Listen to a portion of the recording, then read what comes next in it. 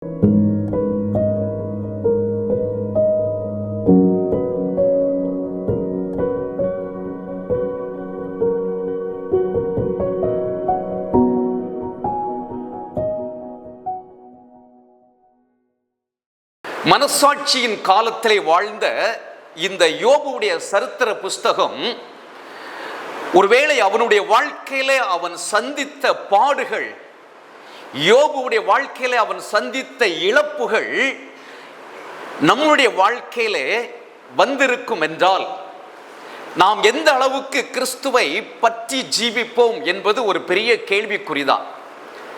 ஒருவேளை சின்ன ஒரு இழப்புகள் வந்தாலே நம்மால் தாங்க முடியவில்லை. ஆனால் யோபுடைய வாழ்க்கையில பாருங்கள், ஒரே நாளிலே அடுத்தடுத்து எல்லா ஆஸ்திகளையும் அவன் இழந்து விடுகிறான். அது மாத்திரமல்ல, தான் பெற்றெடுத்து வளர்த்த பிள்ளைகளையும் அவன் இழந்து விடுகிறதை பார்க்கிறோம். இந்த உலகத்தில் எல்லாவற்றையும் இழந்து விட்டாலும் கடைசியாக ஒரே ஒரு உறவு நம்மை ஒட்டி கொண்டிருக்கும், அதுதான் மனைவி என்கிற அந்த உறவு.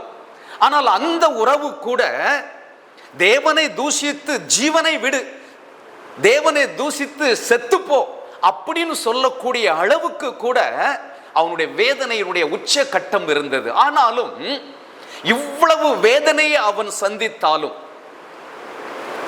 ஆண்டவரை விட்டு பின்வாங்காத ஒரு தேவ மனிதனாக இந்த யோபு இருந்ததை நம்ம பார்க்கிறோம்.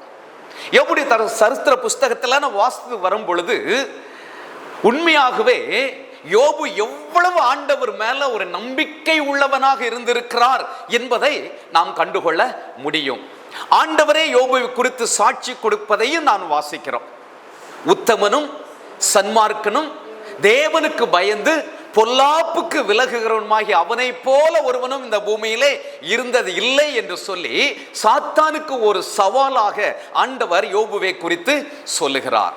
அருமையான தேவனுடைய பிள்ளைகளே, யோபுவுடைய முழு அந்த புஸ்தகத்தை எங்களை வாசித்து பார்ப்பீர்கள் என்றால் 3ஆம் அதிகாரத்தில் இருந்து 31ஆம் அதிகாரம் வரைக்கும் கிட்டத்தட்ட 29 அதிகாரங்கள் யோபுவுடைய நண்பர்கள் அவன் படுகிற பாடுகளை கேள்விப்பட்டு, அவனுடைய இழப்புகளை கேள்விப்பட்டு அவனுக்கு ஆறுதல் சொல்வதற்காக வந்த அவனுடைய 3 நண்பர்கள், சிநேகிதர்கள் ஆறுதல் சொல்லுவதை விட்டு அவனை மேலும் வேதனைப்படுத்த ஆரம்பித்து விட்டார்கள். இந்த 29 அதிகாரங்கள் 3ஆம் அதிகாரத்திலிருந்து 31ஆம் அதிகாரம் வரைக்கும் அவனுடைய 3 சிநேகிதர்கள் யாரெல்லாம் ஞாபகம் இருக்கிறதா? எலிப்பாஸ், சோப்பார் என்கிற ஒருவன், பில்தாத் என்கிற ஒருவன். இந்த 3 பேரும் மாறி மாறி மாறி யோபுவை குற்றப்படுத்தியே பேசிக் கொண்டிருக்கிறார்கள். அவர்களுடைய ஒவ்வொரு அந்த குற்றப்படுத்துகிற காரியத்திற்கும் யோபு மறுமொழி சொல்லிக்கொண்டே வருகிறான். ஒரு கான்வர்சேஷன் போல. நீ இப்படி உன்னுடைய வாழ்க்கையில சந்தித்ததற்கு ஏதோ ஒன்று திரைமறைவிலே நீ செய்திருக்கிறாய், ஆண்டவருக்கு பிரியமில்லாத காரியங்களை செய்திருக்கிறாய், ஏதோ ஒரு துன்மார்க்கமான செயலில் ஈடுபட்டு விட்டாய், ஆகவே தான் இப்படிப்பட்டதான இழப்புகளையும் சந்திக்கிறாய் என்று சொல்லி, நம்ம தமிழ்ல சொல்வதை போல ஏற்கனவே தீப்பட்ட புண்ணுல வேலை பாற்றுவதை போல 3 சிநேகிதர்களும் அவன் மேல வார்த்தை என்கிற அன்புகளை அவர்கள் எய்கிறார்கள். அதற்கு அவன் மறுமொழி கொடுத்து கொண்டே வருகிறான்.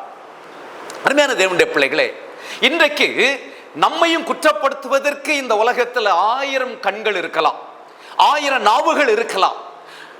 அப்படி குற்றப்படுத்தும் பொழுது நாம் அன்று குற்றப்படுத்தப்படுகிறவர்களுக்கு அல்லது நம்மை குற்றப்படுத்துகிறவர்களுக்கு விரோதமாகவோ அல்லது அதற்கு பதிலாகவோ நம்மை நியாயப்படுத்த ஆரம்பித்து விட்டோம் என்றால் நம்முடைய ஊழியமே அதாவது போயிடும் இல்ல? ஆமா, சொல்லிக்கிட்டே இருக்க வேண்டியதுதான். அவங்க ஒன்ன சொல்லுவாங்க, அதுக்கு ஒரு பதில் இல்லையா? நிறைய தேவனுடைய பரிசுத்தவான்கள் நீங்க பார்த்தீங்கன்னா அவர்களை எவ்வளவு குற்றப்படுத்தி யார் என்ன சொன்னாலும் மறுமொழி கொடுக்கவே மாட்டாங்க. ஏன் அப்படின்னு சொன்னா, மறுமொழி கொடுக்க ஆரம்பித்தார்கள் என்றால் அதற்கு அவர்கள் உட்கார்ந்து ப்ரிப்பேர் பண்ணணும், அதற்கு நேரத்தை செலவு பண்ணணும் இல்லையா? இதுலயே நேரம் போய்விடும். ஆனா யோபு பாருங்க, மீண்டும் மீண்டும் அந்த 3 சிநேகிதர்களும் அவனை குற்றப்படுத்தி பேச பேச பேச அவர்களுக்கு மறுமொழியே கொடுத்து கொண்டே வருகிறான். அதுல 29 அதிகாரங்கள் எழுதப்பட்டிருக்கிறது. இப்போ அடுத்தது 30ஆம் அதிகாரத்திலிருந்து நீங்க பார்த்தீங்கன்னா 32ஆம் அதிகாரத்தில இருந்து 37 வரைக்கும் ஒரு 6 சாப்டர்ஸ் இருக்கிறது.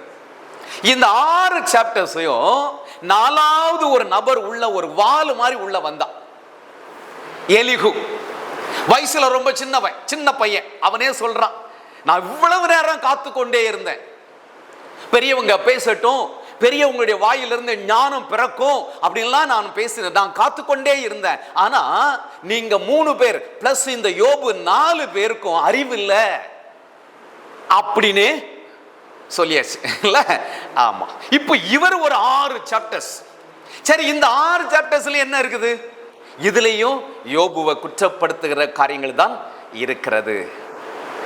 ஆனால் இவர்கள் அறியாத ஒரு நபர், ஆனால் யோபு அறிந்திருக்கிற ஒரு நபர், ஆண்டவர் இதெல்லாம் பார்த்து கொண்டே இருக்கிறார். ஆண்டவர் 38ஆம் அதிகாரத்திலிருந்து ஆண்டவர் பேச ஆரம்பிக்கிறார் இல்லையா?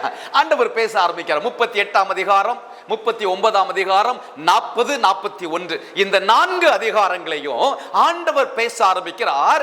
எதன் மூலமாக, எங்கிருந்து பேசுகிறார் என்றால் பெரும் காற்றிலிருந்து ஆண்டவர் பேச ஆரம்பிக்கிறார். அப்போ ஒரு பெரிய இரைச்சலின் சத்தம் இருந்திருக்கும்ல. ஆண்டவருடைய இரைச்சலின் சத்தம் வந்தா மனுஷன் வாய் திறக்க முடியுமா? இல்ல. அந்த 4 பேரும் கப்சிப்புன்னு ஆயிட்டாங்க. இப்ப ஆண்டவர் பேச ஆரம்பிக்கிறார். ஆண்டவர் பேச ஆரம்பிக்க யோபுவும் சொல்லுகிறான், ஆண்டவரே, நான் மறுமொழி கொடுத்ததும் தப்பு தான், என் வாயை என் கையினால் என்ன பண்ணிக்கிறேன், பொத்திக்கிறேன் அப்படின்னு சொல்லுகிறான். அருமையான தேவனுடைய பிள்ளைகளே, இந்த ஆண்டவர் பேசின இந்த காரியங்கள் எதை குறித்து ஆண்டவர் பேசுகிறார் என்றால், அவருடைய சிருஷ்டிப்பின் மகிமை, எப்படி இந்த வானத்தை பூமி அவர் உண்டாக்கினார், அவர் உண்டாக்கின ஒவ்வொரு சிருஷ்டிகளுடைய மகிமை எப்படி, ஒவ்வொன்றையும் வித்தியாசமான குணாதிசயங்களோடு, வித்தியாசமான பலன்களோடு, வித்தியாசமான பலவீனங்களோடு ஆண்டவர் உருவாக்கின அவர் சிருஷ்டியுடைய மகிமையை குறித்தே ஆண்டவர் பேசி வருகிறார்.